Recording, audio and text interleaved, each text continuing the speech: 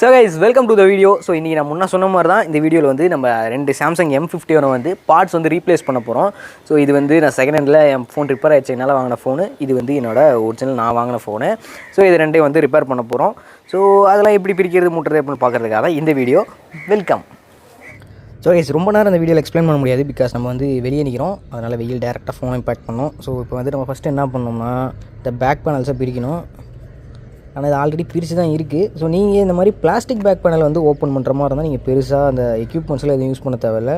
ஏதோ ஒன்று உள்ள விட்டு இப்படி இழுத்து இப்படி பிடிச்சினாலே வந்துடும். ஓகேங்களா? இது வந்து இப்படினாலே வந்துடும். இதே கிளாஸ் பேக்னால் தான் நீங்கள் வந்து கொஞ்சம் ஹீட் பண்ணி அந்த மாதிரி கஷ்டப்பட்டு எடுக்கிற மாதிரி இருக்கும். பிளாஸ்டிக் பேக்னால் அது உடையாது அப்படிங்கிறனால ஈஸியாக வந்துடும். அவ்வளோதான், எடுத்துடலாம் அப்படி. ஸோ இதுக்கப்புறம் நீங்கள் பண்ண போகிறது என்னென்னா, இதோட ஒவ்வொரு ஸ்க்ரூஸையும் நீங்கள் கழட்டணும். நான் வந்து உங்களுக்கு கஷ்டம் தரக்கூடாதுங்கிறனால ஆல்ரெடி எல்லாத்தையும் கழட்டி வச்சிட்டேன். ஸோ இங்கே இருக்கிற ஸ்க்ரூஸ் இதில் ஹிடன் ஸ்க்ரூஸ்னு எதுவுமே கிடையாது. இந்த ஸ்க்ரூஸ்லாம் கழட்டிட்டு இந்த ஸ்ட்ரிப்பை வந்து எடுத்து விடணும். இந்த ஸ்ட்ரிப்பு என்னென்னு பார்த்தீங்கன்னா, இதுதான் உங்களோட அந்த பவர் பட்டனுக்கு வர அந்த கண்ட்ரோலு. ஸோ இப்போ அடுத்து வந்து இங்கே வந்து பார்த்திங்கன்னா உள்ளுக்கு வந்து மெட்டல் இருக்கும், மேலே தான் பிளாஸ்டிக். லைட்டாக அழுத்திங்கன்னா அந்த பிளாஸ்டிக் விலகும். ஸோ அப்படி என்ன பண்ணோம், அதுக்கு முன்னாடி சிம் ட்ரேவை கழட்டியிருக்கணும். நான் பார்த்திங்களா மறந்துட்டேன், நானும் குத்தி விட்ருப்பேன். இதில் சிம் ட்ரே ஆல்ரெடி கிடையாது, இதில் சிம் ட்ரே இருக்குது. ஸோ அப்போ என்ன பண்ணோம்னா லைட்டாக பிடிச்சி விளக்கி அப்படியே தூணினா வந்துடும். ஓகேங்களா? அவ்வளோதான், பேக் பேனலுங்கிறத ஓப்பன் பண்ணியாச்சு. இதுக்கு மேலே நீங்கள் பண்ண வேண்டியது, இந்த சென்சரில் எந்த டஸ்ட்டும் படாமல் பார்த்துக்கணும். ஸோ டஸ்ட்டு பட்டுன்னா உங்களுக்கு பர்மனெண்ட் டேமேஜ் அது. அதனால் உங்களை அதை க்ளீன் பண்ணுறதுலாம் முடியாது. ஸோ இப்போ இந்த பேனலில் உங்களுக்கு டஸ்ட்டு போட்டுதுன்னா இதை மட்டும் மாற்றிக்கலாம், அந்த கருப்பு கலரை மட்டும். ஆனால் இதை மாற்ற முடியாது. மாற்றணும் உங்களுக்கு சென்சாரே ஃபஸ்ட்டு கிடைக்காது. நீங்கள் வேறு ஏதோ ஒரு செகண்ட் ஹேண்ட் ஃபோன்லேருந்து தான் எடுக்கணும். ஸோ அடுத்து இதுதான் மெயின் ஸ்ட்ரிப்புமாங்க. இது சப் போர்டு, இது மெயின் போர்டு. இந்த ஸ்ட்ரிப்பு தான் இங்கேருந்து டேட்டா வந்து உங்களுக்கு ட்ரான்ஸ்ஃபர் பண்ணும். நீங்கள் சார்ஜ் போடுறது, அப்புறம் உங்களுக்கு இந்த ஹெட்ஃபோன் ஜாக்கு, எல்லா கண்ட்ரோல்ஸும் இது மூலமாக தான் ட்ரான்ஸ்ஃபர் ஆகும். டிஸ்பிளேவும் இது மூலமாக தான் ட்ரான்ஸ்ஃபர் ஆகும். ஸோ இது வந்து டூப்ளிகேட் டிஸ்பிளே. என்னென்னா, இவர் வந்து செகண்ட் ஹேண்டில் ஃபோனு உடஞ்சி போச்சுங்கிறனால ஆஃப்டர் மார்க்கெட்டில் ஒரு டூப்ளிகேட் டிஸ்பிளே வந்து மாற்றிருக்காரு. அது மறுபடியும் கீழே வந்து உடஞ்சிருச்சு. அதுதான் இந்த டிஸ்பிளே. உங்களுக்கு பார்த்தாலே தெரியும், பெசில்ஸ் தெரியுதான்னு தெரியல, நல்லா திக்கான பெசில்ஸு. இது வந்து ஒரிஜினல் சாம்சங் டிஸ்பிளே. இதில் பார்த்திங்கன்னா பெசில்ஸ் சின்னதாக இருக்கும். சாம்சங்கில் ஆல்ரெடி பெருசாக இருக்கும், இது அதை விட பெருசாக இருக்குது பார்த்துங்க. ஸோ இது பார்த்திங்கன்னா ஃப்ரண்ட் கேமரா தெரியுதா?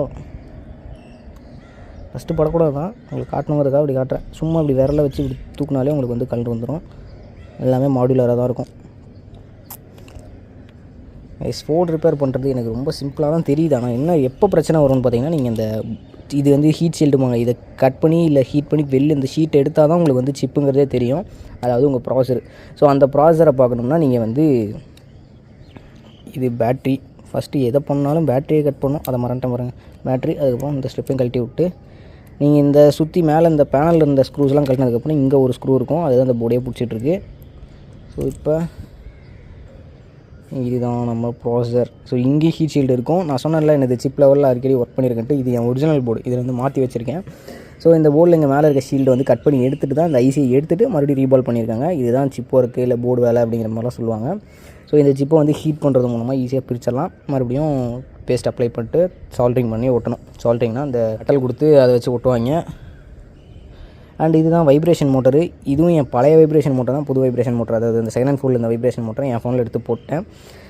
இந்த அடியில் ஒட்டியிருக்காங்க. ஏதாச்சும் இப்படி உள்ள வச்சு தோணினா வந்துடும். ஸோ இது வந்து ஒன்று ப்ளஸ் மைனஸ் அந்த மாதிரி கான்செப்ட் தான். இது வந்து மோட்டர் வந்து சுற்றும் போது உங்களுக்கு வைப்ரேஷன் வந்து கொண்டு வரும். ஸோ இது பார்த்திங்கன்னா எனக்கு ரிப்பேர். ஸோ இந்த இடத்துல பார்த்திங்கன்னா அந்த கான்டாக்ட் பாயிண்ட்ஸ்லாம் ஃபுல்லாக தேஞ்சு போய் உங்களுக்கு வந்து கான்டாக்டே வரல. அதனால் உங்களுக்கு அந்தளவுக்கு மோட்டர் இங்கே வந்து அப்பப்போ விட்டு தான் வரும். எப்போயாச்சும் வைப்ரேஷன் ஒர்க் ஆகும். அதனால் வைப்ரேஷன் மோட்டரும் வாங்கணும்னு நினச்சிட்டு இருந்தேன். ஹோப்ஃபுல்லி நமக்கு போர்ட்லேயே வைப்ரேஷன் மோட்டருங்கிறது ஒர்க் ஆகுது. அதாவது புதுசாக வாங்கின அந்த போர்டில். ஸோ இது வந்து ஆண்டனாவுக்கு போகிறது தான். ஸோ இங்கே ஆண்டனா பேச்சஸ்ங்கிறது இருக்கும். ஸோ இதெல்லாம் வந்து ஆண்டனா பேச்சஸ்ஸு. ஸோ இதெல்லாம் உங்களுக்கு கிளியே உங்களுக்கு சிக்னலோட ஸ்ட்ரென்த் வந்து குறையிறதுக்கு வாய்ப்பு இருக்குது. இது இல்லைனாலும் உங்களுக்கு ஒர்க் ஆகும். இருந்தாலும் அது இருந்துச்சுன்னா கொஞ்சம் நல்லாயிருக்கும். இது வந்து என்எஃப்சி காயில். என்எஃப்சினா நீங்கள் வந்து அந்த டேப் டு பே, ஸோ அந்த மாதிரி விஷயங்களுக்கு யூஸ் பண்ணுறது என்எஃப்சி காயில்னு சொல்லுவாங்க.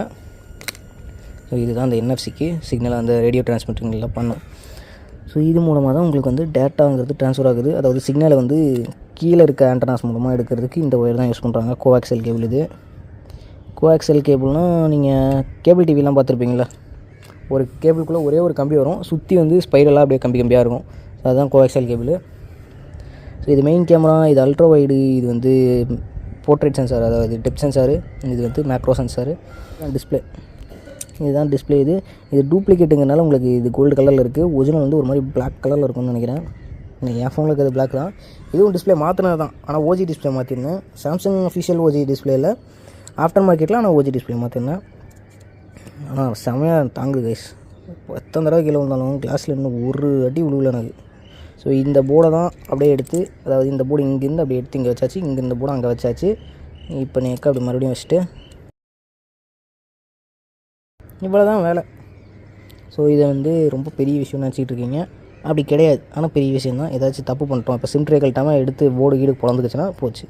இந்தமாரி சின்ன சின்ன மிஸ்டேக்ஸ் வந்து பண்ணுவீங்க. ஸோ எடுக்கிறதுக்கு முன்னாடி சிம் ட்ரே எடுத்துன்னு ஓப்பன் பண்ணிட்டு பேட்டரி டெர்மினல் கனெக்ட் பண்ணிட்டு, ஸோ இதையும் டிஸ்கனெக்ட் பண்ணிடுங்க. ஏன்னா இது வந்து இந்த ஸ்ட்ரிப்புங்கிறது ஈஸியாக டேமேஜ் ஆகிடும். டேமேஜ் ஆச்சுன்னா உங்களுக்கு வந்து டேட்டா ட்ரான்ஸ்ஃபருங்கிறது ஆகாது. இதோட விலை மட்டும் உங்களுக்கு ஒரு 600-700 அந்த மாதிரி ரேஞ்சில் வரும்.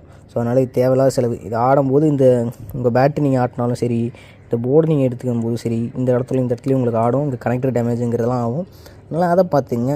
ஸோ உங்களுக்கு ஒரு வேளை டிஸ்பிளே விட்டு வருது, இல்லை வந்து உங்களுக்கு சார்ஜ் ஏறல அப்படிங்கும் போதெல்லாம் நீங்கள் ஓப்பன் பண்ணிட்டு லைட்டாக இந்த இடத்துல இப்படி ஒரு ப்ரெஷர் கொடுத்துட்டு, இங்கே ஒரு ப்ரெஷர் லைட்டாக அப்படி கொடுத்துட்டு, இங்கே ஒரு ப்ரெஷரை கொடுத்தீங்கனாலே உங்களுக்கு வந்து அந்த மாதிரி சின்ன சின்ன இஷ்யூ உங்களுக்கு வந்து கீழே பெருசாக இம்பாக்ட் இல்லை, ஆனால் ஒரு மாதிரி இம்பாக்ட்னால தான் இந்த மாதிரி ஆகுது அப்படிங்கும்போது லூஸ் கான்டாக்ட் இருக்கலாம். ஸோ அதுக்கு லைட்டாக அப்படி ஜென்டிலாக பண்ணி விட்டு பாருங்கள். அப்படி ஒர்க் ஆகலைன்னா நீங்கள் வந்து கடை தான் கொண்டு போகணும். ஒன்று இந்த ஸ்ட்ரிப்பை மாற்றுற மாதிரி இருக்கும். போர்டு மேக்ஸிமம் அவ்வளோ சீக்கிரம் வேலை வைக்காது. அப்படி வேலை வச்சுன்னா நீங்கள் இந்த ஐசி தான் ரீபால் பண்ணுற மாதிரி இருக்கும். அதாவது அந்த ஐசியை எடுத்துகிட்டு மறுபடியும் பேஸ்ட் போட்டு ஒட்டணும், அந்த கான்டாக்ட் போயிருக்கும். இப்போ இதை முடியலாமா? அவ்வளோதான் கைஸ். இதை வந்து பெருசாக பண்ணுறதுக்கு எதுவுமே இல்லை. முடிஞ்சா இப்போ அதே இங்கே அவ்வளோதான். உங்களுக்கு பவர் பட்டன் கனெக்ட் பண்ணியாச்சு. ஸோ இப்போ இந்த ஃபோன் வந்து நான் பெருசாக யூஸ் பண்ண போகிறதில்ல, அதனால் இது டிஸ்பிளே போயிடுச்சு. உங்களுக்கு இதில் நெட்வொர்க் இஷ்யூவும் இருக்குது, சார்ஜிங் இஷ்யூவும் இருக்குது. அப்படிங்கிறனால இந்த ஃபோனை ஓரமாக வச்சுட்டு, ஸோ இந்த ஃபோனை வந்து பர்ஃபெக்டாக ஃபுல்லாக சீல் பண்ணி லாக் பண்ண போகிறோம். ஸோ இவ்வளோ நேரம் மைக்கு கனெக்ட் பண்ணாமல் பேசியிருந்திருக்கேன். ஸோ இப்போ வந்து நான் ஸ்க்ரூஸும் எடுத்தான்ட்டேன், மைக்கும் போட்டாச்சு. ஸோ இப்போ இதில் இருக்க ஸ்க்ரூஸ்லாம் எடுத்து இதை மறுபடியும் லாக் பண்ணணும்.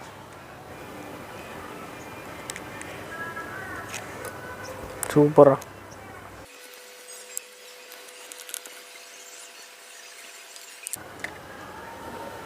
அவ்வளோதான். இது பவர் பட்டன் அப்படின்றது. சரி விடுங்க. இது வந்து போர்டுக்கு ஸ்க்ரூ போட்டு செக்யூர் பண்ணுவோமா? பார்த்திங்கன்னா இது நேற்று புதுசாக வாங்கின ஸ்க்ரூ ட்ரைவரு, ஆனால் இதில் வந்து மேக்னெட்டிக் ப்ராப்பர்ட்டிங்கிறது இல்லை. ஸோ பார்த்திங்கன்னா இதில் மேக்னெட்டிக் பவர் இருக்குது, அதில் மேக்னெட்டிக் பவர் இல்லை. பட் அதை நம்ம மேக்னெட்டிக்காக மாற்ற முடியும். எப்படின்னு கேட்டிங்கன்னா, ஒரு மேக்னெட் எடுத்துகிட்டு அந்த மேக்னெட்டில் ஒரே சைடில் வந்து நீங்கள் ஸ்க்ராட்ச் பண்ணிட்டே இருந்தீங்கன்னா உங்களுக்கு வந்து இது மேக்னெட்டிக்காக மாறும். அது எப்படின்னு கேட்டிங்கன்னா, அதுதான் ஃபெர்ரோ மேக்னெட்னு சொல்லுவாங்க. இது வந்து ஃபெர்ரோ மேக்னெட்டிக் பொருட்கள், அதாவது இரும்பு அந்த மாதிரி இது. ஸோ அப்போ வந்து நீங்கள் மேக்னெட்டில் ஒரு சைடாக இழுத்துக்கிட்டே இருக்கும்போது எல்லா அந்த மேக்னெட்டிக் பொருட்களும் ஒரே டைரெக்ஷனில் வந்து அலைன் ஆகும். அப்போ வந்து உங்களுக்கு மேக்னெட்டிக் ப்ராப்பர்ட்டிங்கிறது கிடைக்கும். ஸோ இது இன்னும் சயின்டிஃபிக்காக எக்ஸ்பிளைன் பண்ணோம்னா அதுக்கு நான் படிச்சுட்டு வரணும். நான் படிக்காமல் அப்படியே இதுக்கு முன்னாடி படித்ததே ஏதோ ஞாபகத்தில் சொல்லிகிட்டு இருக்கேன். ஸோ நீங்கள் மேக்னெட் வச்சு இப்படி ஸ்வைப் பண்ணிட்டே இருந்தீங்கன்னா உங்களுக்கு வந்து மேக்னெட்டிக் ப்ராப்பர்ட்டிங்கிறது வந்து மேக்னெட்டிக் பொருளாக இல்லைனாலும் அதில் கிடைக்கும். அது வந்து மேக்னெட்டால் அட்ராக்ட் ஆகக்கூடிய பொருளாக இருந்தால், இரும்பு அந்த மாதிரி பொருள். ஸோ ஸ்க்ரூவை போட்டாச்சு. இப்போ வந்து நம்ம வந்து பேனலை போடணும். அதுக்கு முன்னாடி பவர் பட்டனை இங்கே வச்சுட்டு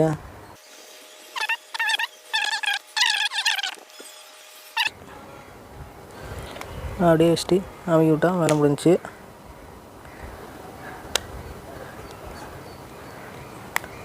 நீங்கள் ஒரு விஷயம் நோட் பண்ணியிருந்தீங்கன்னா தெரிஞ்சிருக்கும், நம்ம வந்து பேட்டரி டிஸ்கனெக்ட் பண்ணவில்லை. அதனால் ஃபோன் வந்து இல்லை ஐயோ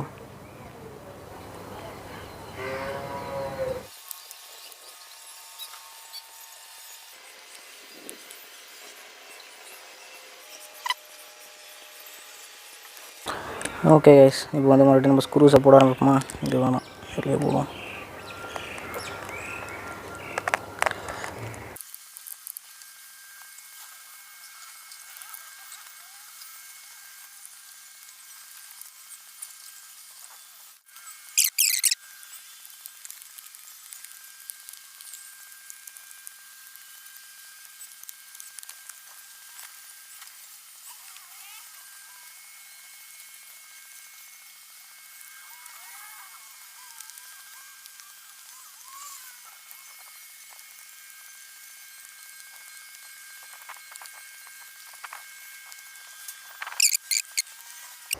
ஒர்க் ஆகுதா? ஒர்க்காகல. ஸோ இதெல்லாம் போட்டேன், அப்புறம் டிஸ்பிளே ஆன் ஆகலை. ஸோ அதனால் கழட்டிட்டு மறுபடியும் இந்த ஸ்ட்ரிப்லாம் லைட்டாக எடுத்துகிட்டு மறுபடியும் போடலான்ட்டு எடுத்தேன். ஸோ நம்ம தான் ஐவி சொல்யூஷன் வாங்கி வச்சுருக்கோம்ல, அதை யூஸ் பண்ணி லைட்டாக க்ளீன் பண்ணிடலாம் அப்படின்ட்டு பேட்டரி டிஸ்கனெக்ட் பண்ணியாச்சு. அடிச்சுட்டு நல்ல க்ளீனான ப்ரெஷ் எடுத்து தேய்ச்சி விட்டு க்ளீன் பண்ணணும்.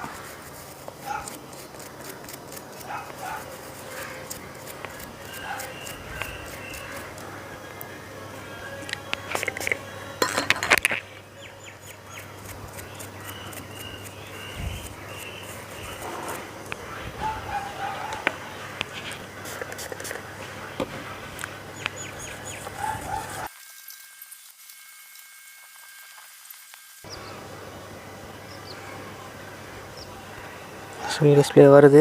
ஸோ மேபி இல்லை, ஒர்க் ஆகுது.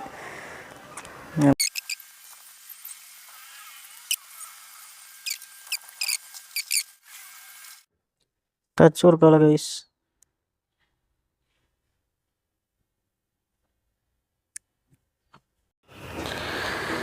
என்னடா வாழ்க்கை இது, நெட்வொர்க் வருதா?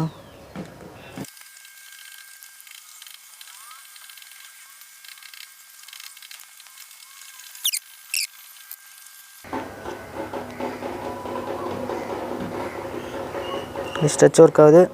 நெட்வொர்க்கு சிம் போட்டால் வந்துடும் நினைக்கிறேன். நெட்வொர்க்கும் இருக்குது. ஓகே, ஸோ இதுதான் ஃபைனல். இதுக்கு மேலே எந்த பிரச்சனையும் வராதுன்னு நம்பி அகைன் ஸ்க்ரூ போடுவோம்.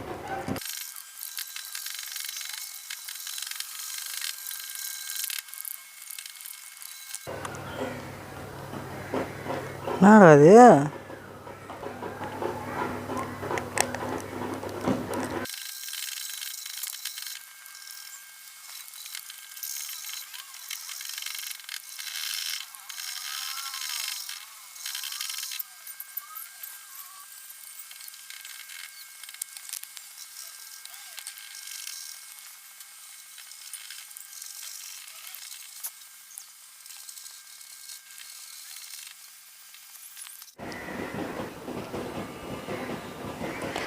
கைஸ், இவ்வளோ நேரம் கஷ்டப்பட்டதில் நான் கண்டுபிடிச்சது என்னென்னா, இது ஸ்க்ரூ போட்டால் டிஸ்பிளே டச்சு ஒர்க் ஆக மாட்டேங்குது. இது ஏன்னு தெரில.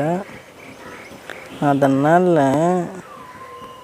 நம்ம ஸ்க்ரூ போட போகிறது கிடையாது.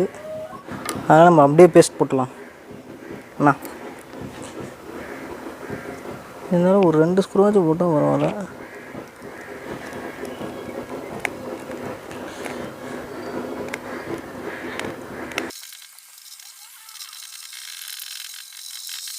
ஸோ மொத்தம் இதில் வந்து 13 ஸ்க்ரூ கைஸ் மேலே போகிறது.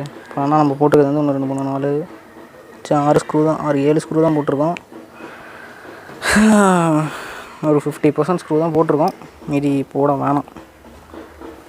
சரி, போட்டு பார்த்துருவோம்.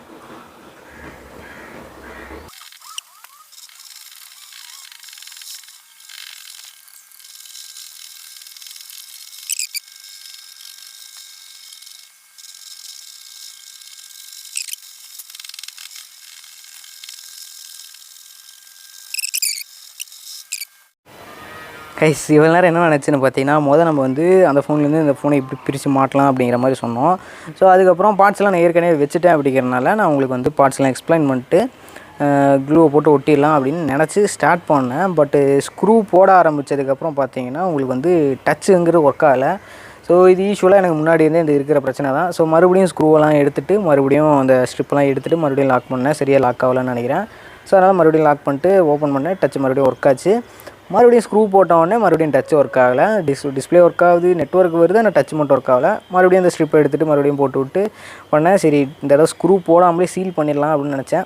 சரி, இருந்தாலும் இருக்கட்டும் அப்படின்ட்டு ஒவ்வொரு ஸ்க்ரூவாக போட ஆரம்பிச்சுட்டு ஒர்க் ஆகுதுன்னு பார்த்து போட்டேன். ஒர்க் ஆகுது இப்போது. ஸோ இப்போ நம்ம வந்து சீலும் பண்ணியாச்சு. இதில் உங்களுக்கு எதாவது டவுட் இருக்குது, இல்லை உங்கள் ஃபோன் ரெடி பண்ணனால என்கிட்ட கொடுங்க, நான் பண்ணித்தரேன். ஸோ எல்லாம் சிம்பிளான ஒர்க்லாம் நீங்களே பண்ணலாம். ஸோ ட்ரை பண்ணி பாருங்கள். உங்களுக்கு எதாவது டவுட் இருந்தால் கமெண்ட் செக்ஷனில் கேளுங்க. இப்போ வந்து இந்த ஃபோன் வந்து ஒர்க் ஆகிட்டு தான் இருக்குது. ஸோ அதுக்கு வந்து இப்போ நம்ம ரப்பர் பேண்ட் போட்டு பேஸ்ட்டு காயறதுக்கு செட்டில் ஆகிற வரைக்கும் வெயிட் பண்ணிட்டு முடிச்சுக்கலாம். ஸோ வீடியோ முடிஞ்சு. எதாவது டவுட் இருந்தால் கமெண்ட் செக்ஷனில் கேளுங்க. ஃபார் ரெகுலர் டெக் இன்ஃபர்மேஷன் நம்ம சேனல் மறக்காமல் சப்ஸ்கிரைப் பண்ணி வச்சுங்க. இன்ஸ்டாவில் பார்த்தாலும் சரி, யூடியூப்பில் வந்து சப்ஸ்கிரைப் பண்ணிட்டு போங்க. நன்றி.